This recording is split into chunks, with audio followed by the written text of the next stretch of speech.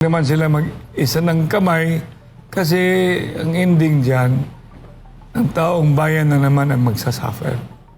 Dito sa impeachment.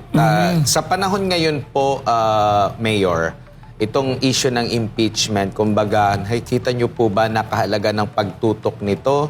Kasi for sure, maglalaan ito ng maraming oras sa mga mambabata sa ating para himayin, talakayin ito. Pero meron pa bang, ito na ba yung pinakamalaking issue na dapat tutukan at paglaanan ng panahon sa panahon ngayon po, Mayor?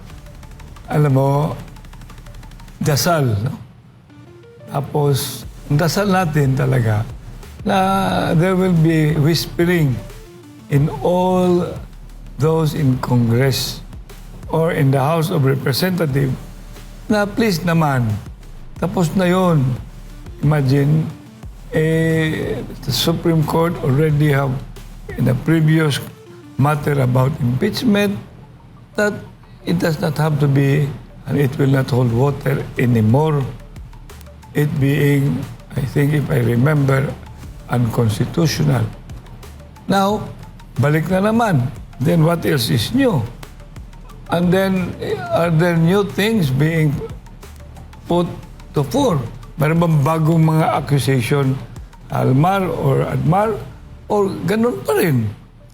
Kung ganun pa rin yung mga accusation dyan, ano bang ending dyan?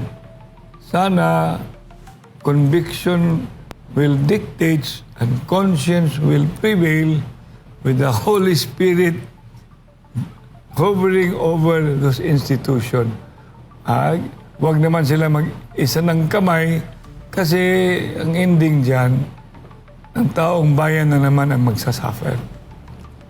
Sinabi mo yan kanina, it's a waste of money, there are better things to do. You know, I do not want to be bringing the litany from all those accusations that this administration is being confronted with.